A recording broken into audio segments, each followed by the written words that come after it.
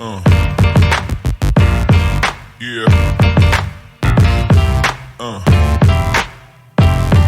Yeah. Hello Team Coach Adam here, along with Coach Fitfoot and LeBron James Barbie, and we're here to introduce a new short video series we call the Snack Bar. In it, I will go over one of my favorite healthy snacks, and I'm doing this because of the folks that I train.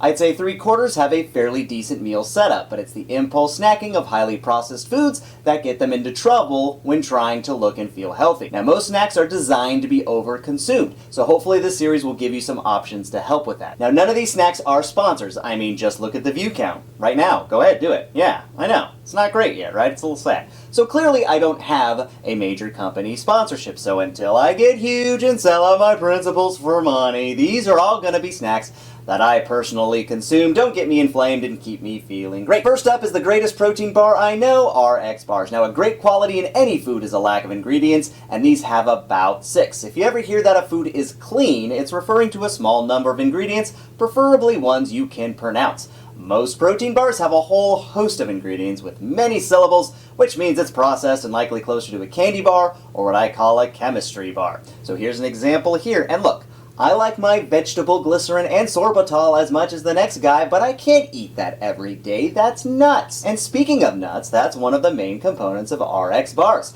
Also dates, egg whites, sea salt, and usually 1 to 3 other ingredients like cocoa, peanut flour, right? Just depending on whatever the flavor it is. And because it's date-based, it has some sugar, but that's because date's a fruit, it's natural, it includes fiber and antioxidants, so get off my back about the sugar!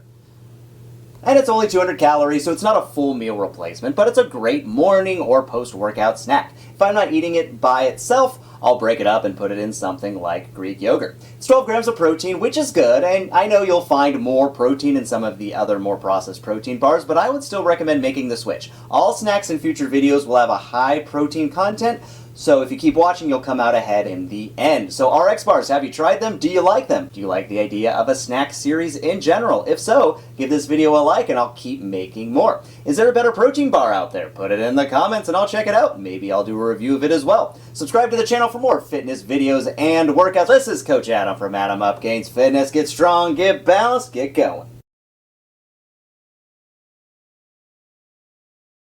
Now look, I like my maltitol and tapioca starch as much as the next guy. Now look, I like my maltodextrin and sodium caseinate as much as the next guy. Now look, I like my sunflower lecithin and propylene glycol monoesters as much as the next guy, but I can't eat that every day. Scroll down to the bottom. Yeah, all the way at the bottom. Yep, you got almond. There it is. You got an ingredient there. Good work, guys.